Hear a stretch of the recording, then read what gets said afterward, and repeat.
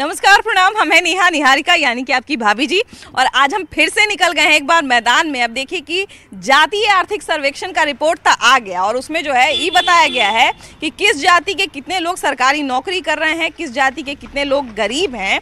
और इस सारा रिपोर्ट के साथ जो है ना एक बहुत बड़ा चर्चा शुरू हो गया है। अब चर्चा इस बात का है कि किसको कितना आरक्षण मिले और किसका कितना आरक्षण कम कर दिया जाए। अब देखिए कि लालू यादव का पार्टी 70% का मांग कर रहे हैं, 70% आरक्षण का मांग कर रहे हैं। नीतीश कुमार जो है वो 65% का आरक्षण का मांग कर रहे हैं। ईडब्ल्यूएस के लिए पहले से 10% का आरक्षण है ये है। तो मैंने मिला जुला के कहा जाए कि गरीबी दूर करने के लिए 75% का आरक्षण का मांग किया जा रहा है। अब कुछ लोग कह रहे हैं कि आरक्षण सही है, कुछ लोग कह रहे हैं कि नहीं भाई, आरक्षण जो है 75% जो आंकड़ा होता है वो बहुत ज़्यादा हो जाएगा। लेकिन हमारा सवाल फिर से वही है कि क्या गरीबी को दूर करने के लिए 75% आरक्षण ज़रूरी है या गैर ज़रूरी है। सारा बात पे हम लोग चर्चा करेंगे। या चर्चा किनके साथ करेंगे? हमारी जनता के साथ में। क्या है कि उनसे अच्छा जो है किसी विषय पे कौन बात कर सकता है। तो चलिए उन्हीं के बीच में उन्हीं से बतिया लिया जाए। आइए।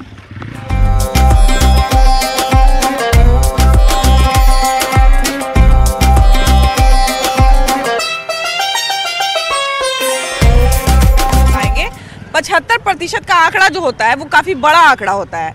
आप इसको किस तरह से देख रहे हैं? ये देखने का सबसे बड़ी बात है कि ये क्या है, ये समझ में ही नहीं आ रहा है। अब हमारे माननीय मुख्यमंत्री को ये जातीय जनगणना उन्होंने करा दिया। ये जातीय जनगणना है ही नहीं, ये उनकी मनगणना है। ये मनगणना है, उनको उनके मन में आ गया कि ये कर ले। आप ये बताइए ना कि जनगणना का आधार क्या होता है। जनगणना का आधार होता है कि मेरे पास लोग आए, वो दस्तावेज प्रॉपर जानकारी ले। ऐसा तो मुझे नहीं लगता कि यहाँ जितने लोग होंगे वो किसी को भी ये जानकारी होगी। बिल्कुल टैलेंट पूल होता है ना। अब मान लिया जाए कि उस टैलेंट पूल में से हम 100 में से 75 सीट जो है आरक्षित वर्ग को अगर दे देते हैं, तो क्या ये 25% में जो है एक तरह से तो हम टैलेंट के साथ या फिर एक तरह से हम प्रतिभा के साथ तो समझौता ही करेंगे। बिल्कुल। ये जब आप आरक्षित रिजर्व कर रहे हैं 75%, तो सिर्फ मेरिट वाले लोगों के लिए 25% ही सीट बचा है। हाँ। उससे क्या हो रहा है कि लोग जो तैयारी करते हैं वो वहीं पे नर्वसा जाते हैं कि हम ठीक है मेरिट के बेसिस पे हम नहीं जाएंगे, मेरे हिस्से का 75% ऑलरेडी निकाला हुआ है किसी दूसरे के लिए। तो जो भी हो वो मेरिट पे होना चाहिए। ठीक है, जो पिछड़े वर्ग हैं उनके लिए 2-4-5% 10% निकालें, लेकिन इतना 75% नहीं निकालना चाहिए। एक तो ये भी चीज़ है कि लगभग आज़ादी हम लोगों को मिली थी, हमारे देश को मिली थी, उसके तुरंत बाद ही हम लोगों को आरक्षण भी मिल गया था। तो आरक्षण लगभग कितने दशकों से चल रहा है ये भी कह पाना मुश्किल है। और इतने दशकों से जब आरक्षण चल रहा है और तब भी गरीब जो लोग पिछड़ा जाति पिछड़ा की हम बात करते हैं, तब भी गरीब वहीं पे हैं, तब भी अमीर वहीं पे हैं। और लोग कहते हैं कि और गरीबी बढ़ ही रही है, गरीब और बढ़ ही रहे हैं। लोगों का जो है कमाने का जाने का जो स्तर होता है वो भी वहीं का वहीं है। तो फिर क्या नहीं लगता है कि आरक्षण जो है अगर मान लीजिए, फिर क्या गारंटी है कि अगर हम 75% आरक्षण दे भी देते हैं तो ये जो माहौल है ये पूरा सुधर जाएगा? देखिए, सबसे पहले तो आपके चैनल को धन्यवाद देते हैं कि इस मुद्दे पे आप बात कर रही हैं। और जब ये आज़ादी हुई थी तो अम्बेडकर साहब ने लिखा था संविधान में कि मात्र 15 साल के लिए आरक्षण होगा, लेकिन ये कंटिन्यू चलते आ रहा है। फिर भी गरीब वही हैं और अमीर जो हैं वो अमीर ही हैं। तो ये गारंटी तो है नहीं कि कब तक ये चलेगा। और उम्मीद करते हैं कि माननीय मुख्यमंत्री जो 75% के वो 100% कर देते हैं, सबसे बढ़िया होता। 100% होता तो सबको ही अपना निश्चिंत रहता। जो स्वर्ण वर्ग हैं 10% हैं उसी में फाइट करते हैं, बाकी सब अपना बाहर चले जाते हैं। पहले से जब आरक्षण है और उसके बावजूद अगर गरीब के गरीब वैसे ही हैं, गरीब उतने ही हैं, तो क्या लगता है कि अगर 75% सरकार जिस आरक्षण की बात कर रही है कि गरीबों को हम 75% आरक्षण दे दें, तो अगर मान लिया जाए 100 में से 75 सीट गरीबों के लिए आरक्षित कर दी जाती है, एससी के लिए, एसटी के लिए या ओबीसी के लिए, तो क्या गारंटी है कि सच में जो है फिर से गरीबी का स्तर ऊपर चला जाएगा और गरीब जो है खत्म हो जाएंगे? नहीं, आरक्षण से गरीबी नहीं खत्म होता है। गरीबी खत्म होगा, गरीब के आर्थिक स्थिति से उसका सपोर्ट कीजिए। अब आरक्षण जाति के से दे रहे हैं। हाँ। तो जो पढ़े लिखे हैं, उच्च वर्ग के हैं, जैसे नेता नीतीश कुमार आरक्षण दे रहे हैं, तो अपने आएंगे तो उनको आरक्षण की क्या जरूरत है? हाँ, बिल्कुल। लालू के बेटा को आरक्षण की क्या जरूरत है? लेकिन को क्या जरूरत है? कि कोई जरूरत नहीं है, लेकिन वो लोग आरक्षण वो लोग को मिल रहा है और निचला वर्ग को नहीं मिल रहा है, क्योंकि वो वहाँ तक पहुँच ही नहीं पाते हैं। इसलिए निचला वर्ग को शिक्षा दीजिए, शिक्षा की व्यवस्था कीजिए, आरक्षण की कोई जरूरत नहीं, उसको उस लायक बनाइए कि वो अपने बलबूते पे कुछ कर सकें। अब बिहार में भी देखिए कि लगभग 30 साल से यहाँ पे तो सरकार है, मतलब पिछड़ी जाति की ही आती, पिछड़ी जाति की ही सरकार है, तब भी यहाँ पे फिर भी पता है जब सर्वेक्षण होता है तो पता चलता है कि वही लोग सबसे ज्यादा गरीब हैं। तो आज से है नहीं, आरक्षण तो बहुत दिनों से है। बिल्कुल बिल्कुल बिल्कुल। तो अब आप बताइए कि इतनी जितनी सरकारें आई, पक्ष की रही विपक्ष की रही, इन लोगों ने ऐसे कितने दलितों का उद्धार कर दिया कि जो दलित आज भी दलित ही रह गए। हाँ बिल्कुल बिल्कुल। मुझे ये जानना है, मुझे ये नहीं जानना है। आप सेवाएं सुधारें, सेवाओं का स्तर सुधारें। आप जातिगत राजनीति करके और जातिगत आरक्षण देके पिछड़ा, दलित, शोषित, पीड़ित, ये इतने दिनों का ये एक तरह का माल बेचने का ये टाइटल हो गया है। आरक्षण देते जाएंगे तो वो तो उसी तरह का आदत बन जाएगा। योग्य बनाएंगे तो हो सकता है कि 10 साल में अगर आरक्षण खत्म भी कर देते हैं तो वो उस योग्य हो जाएंगे कि वो लोग जो है बिना आरक्षण के भी काम चला लेंगे, है कि नहीं? देखिए ना कंडीशन, आप किसी भी सरकारी स्कूल में जाके देखिए, टीचर को नहीं समझ में आ रहा है कि हम क्या पढ़ाएं। टीचर को नहीं समझ में आ रहा है वो कैसे, मतलब बताइए, वो ऐसे टीचर को आप स्कूल में रखे हैं, वो क्या आरक्षण दे के भी क्या करेंगे? वो बच्चा को क्या कराएगा? बताइए ना। वो आप एक भी बिहार बोर्ड का स्कूल चले जाइए, अगर बिहार बोर्ड का स्कूल इतना ही अच्छा रहता तो लोग, हम लोग हैं ना, बाल बच्चे को कितना, एक बच्चा को पटना में पढ़ाने में कम से कम 10,000 रुपया खर्च है। अगर बिहार बोर्ड का स्कूल ऐसा अगर ठीक ठाक रहता तो क्यों 10,000 रुपया खर्चा करता? आप मत पढ़ाइए, नौकरी आप दीजिएगा तो कोई लेगा। नौकरी तो अपने आप है वो लेता है, क्या कोई भी है? हर एक आदमी अब स्किल होना चाहिए, उसमें नौकरी क्या करेगा? और मान लिया जाए कि अगर हमारे पास कोई IIT कॉलेज है ना, IIT हम इसलिए बात करें क्योंकि बड़े स्तर की बात करते हैं, छोटा स्तर छोड़ देते हैं, बड़े स्तर की बात करते हैं, IIT की बात करते हैं, या अगर मान लिया कोई मेडिकल कॉलेज है, उसमें हम 75 सीट जो है 100 में से 75 को टीचर आरक्षण वाला बिठाएं, तो कहीं ना कहीं टैलेंट के साथ ये समझौता नहीं होगा।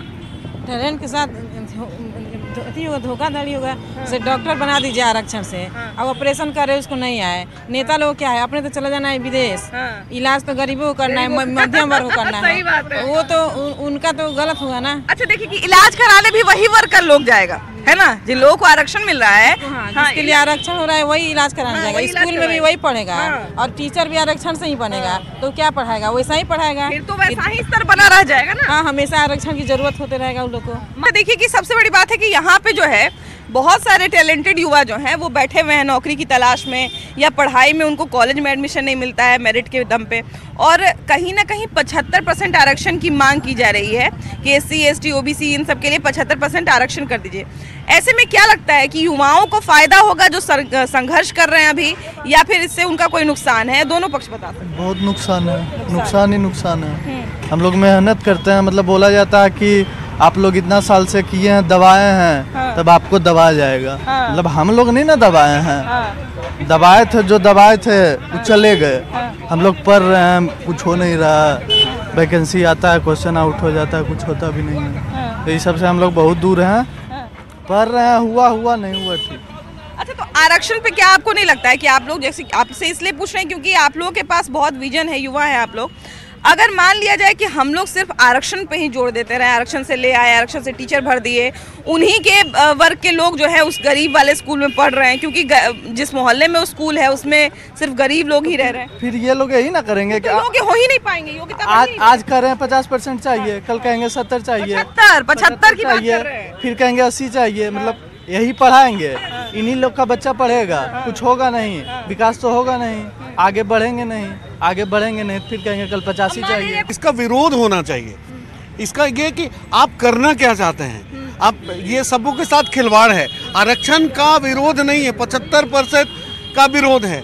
अभी एक भाई साहब ने कहा था कि ये ब्राह्मण में, भूमिहार में, कायस्थ में, ये सारे में गरीब हैं, ऐसा नहीं है। तो आप आर्थिक आधार पे दीजिए ना, ये जाति के आधार पे नहीं कीजिए, ये गलत है। जो कमजोर वर्ग के लोग हैं उनको आरक्षण दे दें, लेकिन आरक्षण का कोई अंत ना हो, मतलब आरक्षण जो है अब 75% तक पहुंचा दिया जाए। इसमें क्या लगता है कि किसी तरह की कोई गलत चीज का प्रस्तावना दिया जा रहा है, या क्या ये आरक्षण सच में है, न्याय है, क्या है? ये तो बहुत बड़ा अन्याय है। न्याय की बात कहाँ करिए मैडम आप, ये तो बहुत बड़ा अन्याय है। अन्याय तो पहले से हो रहा है, 50% तो पहले था, 50 या 75% कर रहे हैं। ये तो अन्याय पे अन्याय हो रहा है। बाकी लोग कहाँ जाएंगे? गरीबी देखा जाए बाकी लोग धनतेरस में एल्युमिनियम का कटोरा खरीद लेंगे, और वो भी उसके लिए भी पैसा चाहिए ना। एल्युमिनियम कहाँ से आएगा? उसके लिए पैसा चाहिए, उसके बाद भी पैसा नहीं है। लोग करते स्वर्ण है स्वर्ण है, अरे क्या उनसे ज्यादा गरीबी तो हमको लगता है कहीं नहीं है।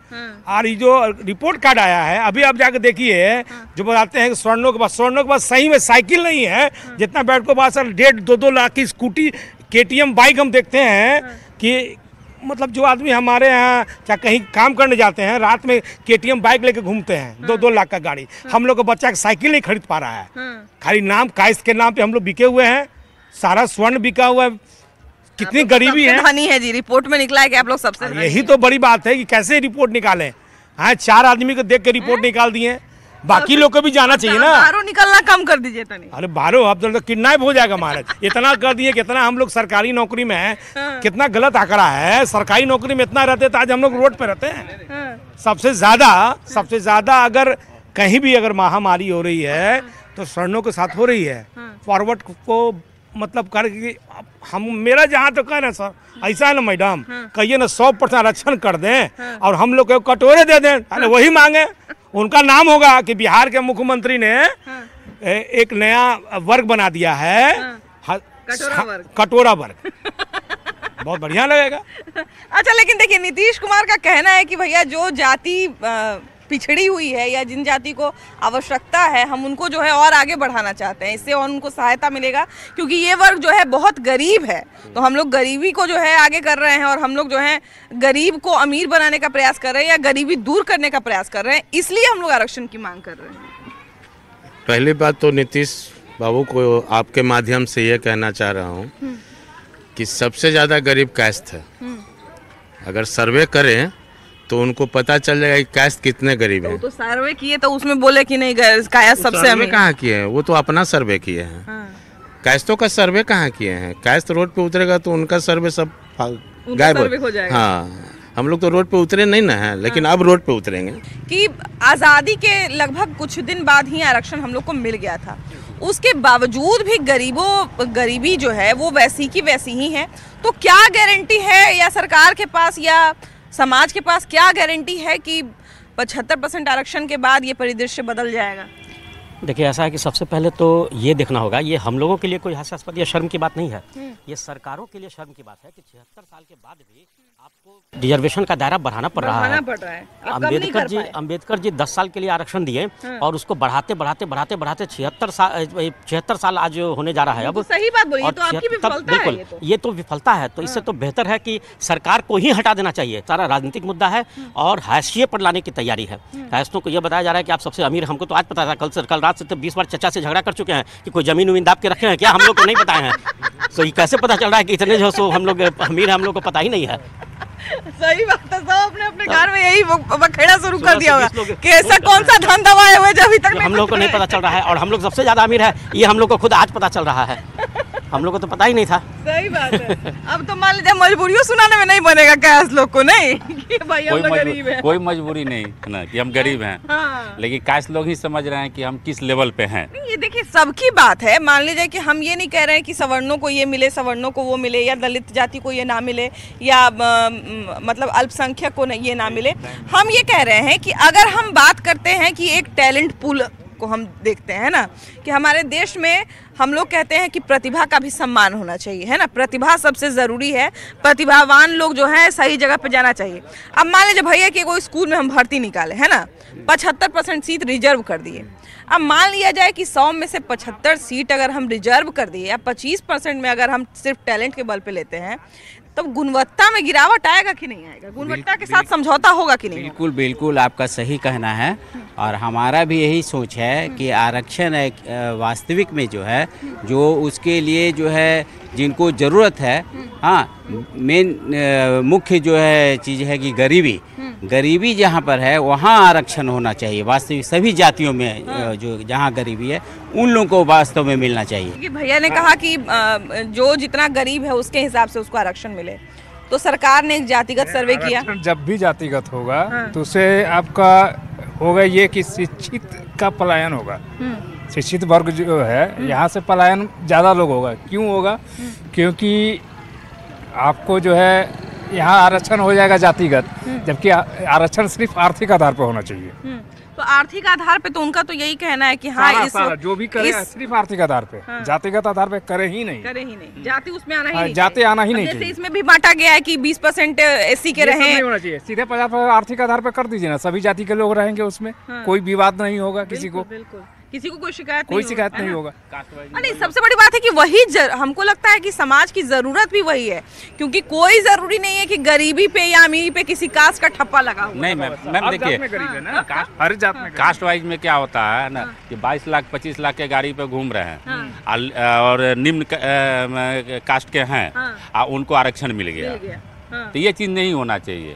उनका आय क्या है उस आधार पर आरक्षण होना चाहिए। जाति का विवाद ही खत्म हो जाएगा ना, आर्थिक आधार पर होगा तो जाति का विवाद खत्म नहीं हो सकता। बहुत कैसे खत्म हो? विवाद खत्म हो तो फिर राजनीति कैसी होगी? ये तो राजनीति करनी है, विवाद तो रहना है। जब तक जात को जात इसीलिए तो हमको लगता है कि आरक्षण की जब शुरुआत की गई थी तो हुआ था कि भैया हम लोग को मुख्य धारा से जोड़ना है। तो अभी तक जब गरीबी के लिए न जोड़ना है तो गरीबी आर्थिक आधार पर कर दें, गरीबी को जोड़ दें। कहाँ खत्म हुआ भैया? मान ले जाए कि होगा नहीं ना, फिर राजनीति खत्म हो जाएगा ना, गरीबी खत्म हो तो राजनीति खत्म हो जाएगा। अब इनको क्या है ना, नीतीश कुमार को जो है बाबा बन जाना चाहिए, कोई मठ पकड़ लेना चाहिए, ताकि उनका लैंग्वेज जो है ना अब एज का असर हो गया है उनका। तो ज्ञान दे ही रहे थे बाबा के, उनका एज का असर हो गया। बाबा बंगाली बाबा की तरह ज्ञान दे रहे थे कि कौन बाबा की तरह ज्ञान दे रहे थे? वो तो कभी हम लोग रन पिक्चर देखे थे है ना, उसमें पेटीकोट बाबा थे, तो उस तरह का लैंग्वेज कल यूज किया है, उस तरह का लैंग्वेज यूज किया है नीतीश। बाबा लोग को पता है, बाबा जब बनने के बाद जेल हो जाते हैं जल्दी, तो हो सके बाबा नहीं बने, जब वो समझदार आदमी है। इस तरह का बयान जो दिए है कल नहीं देना चाहिए। इसे सब समाज में कितना गंदा मैसेज आता है। ठीक है, देखिए हर कोई जानता है कि आप हमाम में सब नंगे होते, तो इसका मतलब दरवाजे तोड़ के अभी नहाते रहे आराम से, ऐसा है क्या? समाज है हमारा, संस्कृति, हमारे बच्चे हैं। सही बात है, सभी लोग हम भी यही चाहते हैं कि बिहार सरकार हो या केंद्र सरकार हो, आरक्षण खत्म ही कर देना चाहिए। अगर सही में नेता बनना है तो एक बार आरक्षण खत्म करके आप लोग नेता बन जाइए, खत्म करके नेता बन जाइए। हाँ, स्टेट लेवल पर समाप्त कर दें। आरक्षण का मतलब क्या होता है? गरीबी का आरक्षण, जो गरीब है उसको आरक्षण नहीं, ये गलत है। आरक्षण रहना चाहिए, लेकिन जो आरक्षण लायक है उसको, जातिवाद आरक्षण नहीं होना चाहिए। तो गरीबी का कहाँ होता है जनगणना? कोई आर्थिक सर्वेक्षण किए ना, तो उनका तो यही कहना है कि इस कास्ट के लोग ही गरीब। कहाँ आया आर्थिक समय? हम तो गरीब हैं, हमारे पास कहाँ आया? ये आर्थिक का नहीं, हम पहने और तभी मत समझ, हम गरीब हैं, हम मिडिल क्लास से आते हैं, तो हमारे पास कहाँ? हमारा आरक्षण तो इंदिरा गांधी के समय में ही मांगा गया था, तो उस समय से हम गरीब हैं, हमको अमीर दिखा दिया गया। हमारे पास कितना पैसा है हमें नहीं पता नहीं है। बेटी खोल कर सब देख ली, सब बक्सा खुल गया, पैसा रखे थे जब भुला गए, दौलत पता नहीं चल रहा है बाप दादा का। कास्ट के भी लोग बहुत सारे जो है मतलब अभी नीचे बगल में है, मतलब बहुत दबे हुए हैं। कितने सारे तो सवर्ण लोग हमको बोल रहे हैं कि भाभी जी देखिए ना, बक्सा सब खोल खाल के, ट्रंक खोल खाल के वैधानिक रूप से देखना है ना। तो आप कोई उस मोहल्ले में आते हैं ना सर्वे करने के लिए, आप 2-4 आदमी को ले लीजिए और जाके फ्लैट में गरीबी देख लीजिए, वो सर्वे आपका ओरिजिनल होगा। आप पेपर पर सर्वे नहीं होता है। हम ये कह रहे हैं भैया कि जिसमें प्रतिभा है उसको आगे बढ़ने का अधिकार मिलना चाहिए कि नहीं मिलना चाहिए? मिलना चाहिए कि नहीं मिलना चाहिए। प्रतिभा क्या सर्वोपरि नहीं होना चाहिए किसी भी देश के गुणवत्ता को बढ़ाने के लिए? सही। तब हम लोग कहते हैं कि अरे पढ़ता है लड़का सब ही जाके बस जाता है अमेरिका में। अमेरिका में काहे बस जाता है? देश में रहना चाहिए। वहाँ पे इस तरह की व्यवस्था है कि उनको वर्क मिलता है। यहाँ तो है ही नहीं। एक जाने मैडम बता दें आपको, कुछ होने को नहीं है। यहाँ जातीय राजनीति होगी और अमीर को गरीब, गरीब को अमीर बनाने का काम चलता रहेगा। ऐसे ही पॉलिटिक्स चलती रहेगी जब तक एक नहीं होंगे लोग। देखिए वही सबसे बड़ा बात और सबसे बड़ा आश्चर्य का भी बात वही है कि जब इतने साल से आरक्षण है तो क्या गारंटी है कि जब 75% आरक्षण हो जाएगा तब माहौल एकदम पूरा बदल जाएगा और पूरा धरती जो है स्वर्ग में बदल जाएगी। लेकिन सबसे बड़ी बात है कि जैसा कि भैया ने एकदम सही कहा कि इंसान का एक ही जाति होना चाहिए और वो है एकता। एकता में जितने जाति के लोग होते हैं उनको एक होने की आवश्यकता है और उनको पहचानना पड़ेगा कि उनके लिए क्या बेहतर है और क्या बेहतर नहीं है। और सबसे बड़ी बात है कि प्रतिभा सर्वोपरि होनी चाहिए। चाहिए। और आरक्षण बाकी कितना सच है कितना गलत है ये तो खैर आने वाला समय बताएगा। हमसे भी बहुत समझदार लोग बैठे हुए हैं जो नियम बनाते हैं, जो नियम पेश करते हैं, तो हम तो अपना समझदारी भाई उनके भरोसे छोड़े हुए हैं। लेकिन फिलहाल इस कार्यक्रम में इतना ही। अगले एपिसोड में हम लोग फिर से मिलेंगे एक नया मुद्दा के साथ, लेकिन तब तक के लिए बाय बाय।